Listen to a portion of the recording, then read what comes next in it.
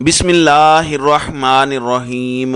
अस्सलामुअलैकुम नाज़रीन कराम, नई वीडियो में आपको खुश आमदीद कहते हैं। अगर कोई आपको ये ख़बर इस वक्त दे कि पाकिस्तान तहरीक इंसाफ और पाकिस्तान पीपल्स पार्टी के दरमियान इत्तेहाद हो गया है, तो यकीनन आप कहेंगे कि ये एक नामुमकिन बात है। लेकिन मैं आपके लिए ख़बर लेकर आया हूँ। आप सबसे पहले ये देखिए कि हुकूमत के अंदर चल क्या रहा है, यानी पीपल्स पार्टी और नून लीग के दरमियान मामलात किस तरह जो है वो ख़राब हो रहे हैं, खलीज बढ़ रही है।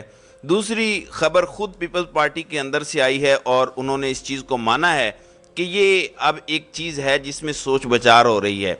हुआ ऐसा क्या है, देखिए एक बात नाज़रीन कराम तयशुदा है कि पंजाब में जब तक किसी ने हुकूमत नहीं बनानी या पंजाब नहीं जीतना तो वो वफाक में भी हुकूमत नहीं बना सकता, उसके बस की बात नहीं है। नून लीग को पता है कि इस वक्त ग्राउंड पर उनके पास कुछ भी कारकर्दगी दिखाने को नहीं है। पीपल्स पार्टी पंजाब में कुछ सीटें ज़रूर निकालना चाहती है, बाकी उसकी पोजीशन सिंध बलूचिस्तान में मजबूत है। इसी तरह वो खैबर पख्तूनख्वा से भी कुछ सीटें लेना चाहते हैं। अब मामला हुआ क्या है, ये इत्तेहाद वाली ख़बर क्या है, मैं आपको कुछ मामलात बताना चाहता हूँ। हुकूमत गिरने के बाद पीपल्स पार्टी ने एक राब्ता इमरान खान से किया था और वो राब्ता यूसुफ रज़ा गिलानी के ज़रिए किया गया था। खैर वो ख़बर पुरानी है। इस वक्त क्या हुआ है, आप जानते हैं कि नदीम अफजल चंद पाकिस्तान तहरीक इंसाफ का हिस्सा थे। पाकिस्तान तहरीक इंसाफ को छोड़कर वो पीपल्स पार्टी में चले गए। उनके वालिद हाजी अफजल चंद को कुछ हफ्ते पहले गिरफ़्तार किया गया और उनकी गिरफ़्तारी की वजह यह थी कि उनके छोटे भाई गुलरेज़ अफजल चंद पाकिस्तान तहरीक इंसाफ का हिस्सा हैं। लेकिन जाहिर है कि वो तो नदीम अफजल चंद के भी वालिद तो हैं, तो आप ये तो नहीं कह सकते कि सिर्फ गुलरेज़ अफजल चंद के वालिद को गिरफ़्तार किया गया। आज नाज़रीन कराम इस पर इंकशाफ हुआ है कि ये गिरफ़्तारी क्यों हुई थी। इनके मुताबिक पंजाब में जितनी भी इस वक्त ब्यूरोक्रेसी है उसको हुक्म दिया गया है कि आपने सिर्फ मुस्लिम लीग नून की बात सुननी है।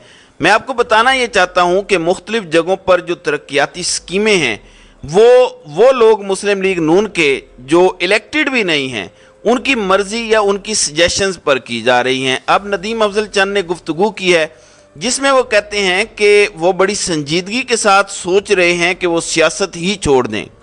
अब इस सिलसिले में उन्होंने जो बात की है, उनका कहना है कि जो उनके वालिद की गिरफ़्तारी हुई उसकी एक बड़ी वजह यह थी कि जो मीटिंग्स हो रही थी पाकिस्तान पीपल्स पार्टी की, उस मीटिंग में उन्होंने ये कहा था कि हमें नून लीग को छोड़ के पाकिस्तान तहरीक इंसाफ से इत्तेहाद कर लेना चाहिए। और उसकी वजह यह थी, उन्होंने बताया कि इस वक्त पंजाब के अंदर जो एंटी नवाज शरीफ या एंटी PMLN वोट है वो बहुत ज़्यादा है। वो कौन ले सकता है, जाहिर है पाकिस्तान तहरीक इंसाफ उसकी सबसे बड़ी बेनिफिशरी है और वो ख़ुद एक बड़ी पॉपुलर जमात है।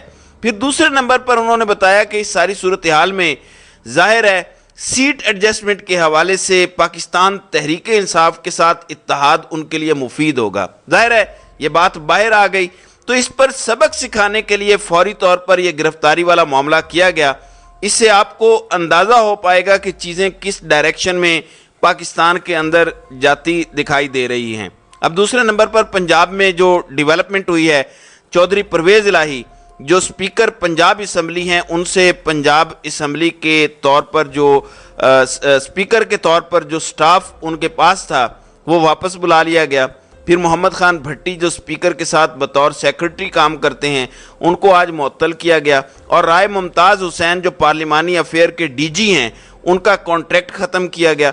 तो इस किस्म की कार्रवाइयाँ आज हुई हैं। लेकिन असल मामला क्या है, असल मामला ऐवान सदर से है। मैं आपको ये नहीं कहना चाहता कि वहाँ पर आरिफ अलवी ने इमरान खान के लिए कोई बहुत बड़ी डेवलपमेंट या बड़ा काम कर दिया।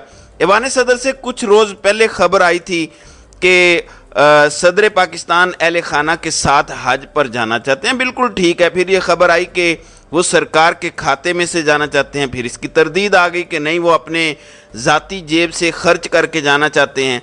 अब इससे अगली खबर सुन लें। जो इस वक्त स्पीकर हैं सेनेट के चेयरमैन सादिक संजरानी, उनके एक भाई की कुछ अरसा पहले एक रोड एक्सीडेंट में डेथ हो गई थी, तो उनकी वालदा हज पर जाना चाहती हैं और वो चाहती हैं कि चेयरमैन सेनेट भी उनके साथ जाएं।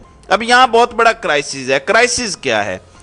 क्राइसिस ये है कि अगर सदर पाकिस्तान जाते हैं तो उनकी जगह पर चेयरमैन सेनेट कायम मकाम सदर के तौर पर काम करते हैं, और अगर वो भी चले जाएं तो फिर कौन है। यहाँ पर स्टोरी में ट्विस्ट आ गया है, यानी अगर सदर मौजूद ना हो तो चेयरमैन सेनेट आते हैं, लेकिन अगर ये दोनों ओहदे अवेलेबल ना हो तो फिर तीसरा ओहदा आता है जो कायम मकाम प्रेसिडेंट के तौर पर काम करता है, और वो है स्पीकर कौमी असम्बली। और स्पीकर कौमी असम्बली राजा परवेज़ अशरफ भी हज के लिए जाना चाहते हैं और उन्होंने भी इस सिलसिले में तैयारियां मुकम्मल कर ली हैं। अब पाकिस्तान के अंदर इस वक्त एक नया बहरान आने वाला है, और वो बहरान ये है कि हुकूमत कायल कर रही है कि इन तीनों में से एक शख्सियत बाहर ना जाए, क्योंकि इस पर आइन खामोश है कि अगर सदर नहीं तो चेयरमैन सेनेट, और चेयरमैन सेनेट नहीं तो फिर स्पीकर। लेकिन अगर ये तीनों ना हो तो फिर क्या होगा, इस मामले को लेकर भी हुकूमत परेशान है, और आइंदा आने वाले चंद दिनों में ये ऊँट किस करवट बैठता है ये भी हमें देखना होगा। फिर कुछ तैयारियां हो रही हैं इलेक्शन को लेके। बताया गया है कि मंडे को इलेक्शन कमीशन ऑफ पाकिस्तान ने एक अहम मीटिंग बुला ली है, जिसमें सूबाई इलेक्शन कमिश्नर्स शरीक होंगे और आम इंतखाबात के लिए रिटर्निंग अफसरान की तैनाती पर बात होगी। अब देखना यह है कि रिटर्निंग अफसरान कहाँ से तैनात होते हैं। अगर तो ये ब्यूरोक्रेसी से हुए तो फिर तो आपको पता है कि ये हुकूमत के मतहत होते हैं, और उन्होंने प्रमोशंस भी लेनी होती हैं, पोस्टिंग्स भी लेनी होती हैं, तो बहुत कुछ उन्होंने ऐसा करना है जिसका उन्हें बाद में फ़ायदा हो, यानी हुकूमत के लिए वो बेईमानी करेंगे। लेकिन अगर अदलिया से आया तो ये एक अलग मामला होगा। लेकिन ख्याल या गालिब इम्कान यह है कि election commission of Pakistan returning अफसरान अदलिया से नहीं लेगा, बल्कि वो ब्यूरोक्रेसी से लेना चाहेगा। लेकिन अगर वो ब्यूरोक्रेसी से लेता है तो आपको बताना चाहता हूं कि मामला बहुत मुतनाज़ हो सकता है। इस वक्त सुप्रीम कोर्ट में बड़ी हलचल हुई है। आज अचानक एतजाज़ एहसन सुप्रीम कोर्ट पहुंचे हैं। आप जानते हैं कि कल लतीफ़ खोसा के घर पर जो हुआ वो हम आपको रिपोर्ट भी करते आए हैं। फिर वकला ने भी मुल्क गिर तहरीक का ऐलान किया। अब इस सारी सूरत हाल को लेकर एतजाज़ एहसन ने सुप्रीम कोर्ट में एक पटिशन दायर कर दी है, और वो पटिशन किस मामले पर है। नाज़रीन इकराम, पाकिस्तान में इस वक्त बड़ा अहम मामला चल रहा है मिलिट्री कोर्ट्स के मामलात का। क्या इसमें सिविलियन को ट्रायल किया जा सकता है, इस पर सुप्रीम कोर्ट के अपने फैसले भी मौजूद हैं, और दीगर चीज़ें भी हैं। सिविल सोसाइटी भी बात कर रही है, वकला इसके खिलाफ बात कर रहे हैं, लाहौर हाई कोर्ट बार इस पर बात कर चुकी है, सुप्रीम कोर्ट बार बात कर चुकी है, लाहौर बार भी इस पर बात कर चुकी है। अब देखना यह है कि सुप्रीम कोर्ट अपने ही फैसलों की लाज रख पाती है, या फिर चीफ जस्टिस जिस तरह उस दिन फरमा रहे थे कि जनाब सब्र करें, दुआ करें, मौजूदा सूरत हाल के साथ कंसाइल करें।